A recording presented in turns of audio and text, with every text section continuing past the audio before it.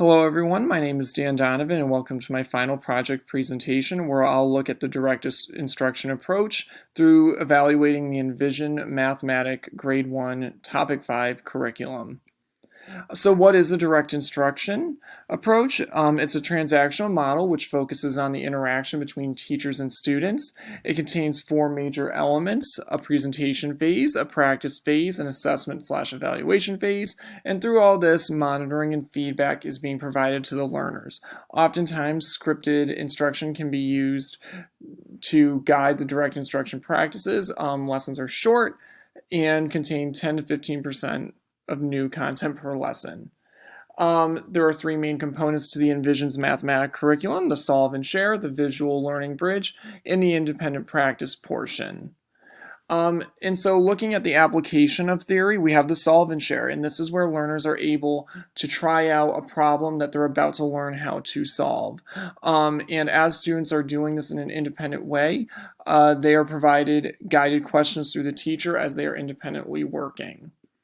Furthermore, after students have this opportunity to practice this, the teacher reviews student work and then they move into the visual learning bridge, which provides essential questions to the learners. The video shows the learners how to solve the particular problems in a step-by-step manner. There are individual questions which can guide the learning. Students turn and talk to each other and think about how they're going to solve the problem or the new concept. There are two guided practice problems. This is the practice portion, where the teacher and the student kind of work together to solve problems. There can be anywhere between 2 and 4 questions of guided practice before students go independently do the work. Finally, there is an assessment and evaluation piece to this where students will work on their own while the teacher does small group instruction. And there are 3 checks next to questions that the curriculum views as essential to understanding the content. This is a great way to assess mastery.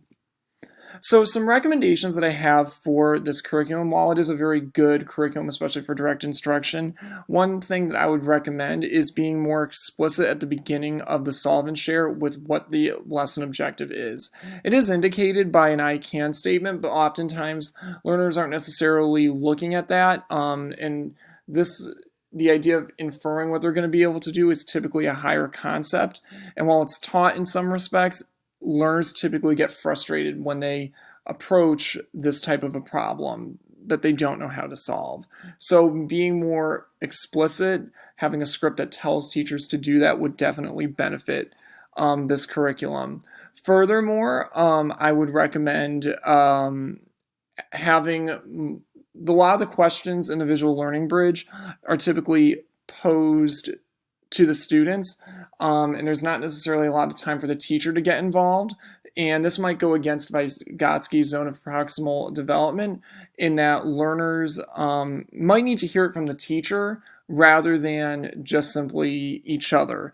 And it just might not be appropriate for all learners. So oftentimes as a teacher, you might have to just jump in and kind of go your own way in order to help the learners achieve the goal. The practice part, one thing that I've noted throughout this unit is that there really isn't any periodic review. Typically, the authors go from one concept to the next, seldom reviewing previous content, and there should be additional practice of previous concepts somewhere built into the lesson itself, and I feel like that would benefit this curriculum. Finally, in the assessment and evaluation phase, I would strongly recommend having a pre-assessment. That way we're able to see growth from the beginning to the end.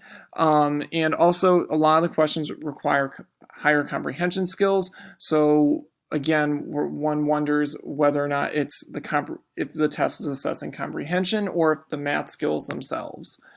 So just to end this, I would like to talk about how I evaluated the Envision Mathematics curriculum. It uses a direct instruction approach. It does a very nice job following a lot of the principles in the direct instruction approach. However, I would definitely recommend more periodic review, being able to have a little bit more explicit instruction, and including a pre and a post assessment just to really measure student growth from the beginning to end.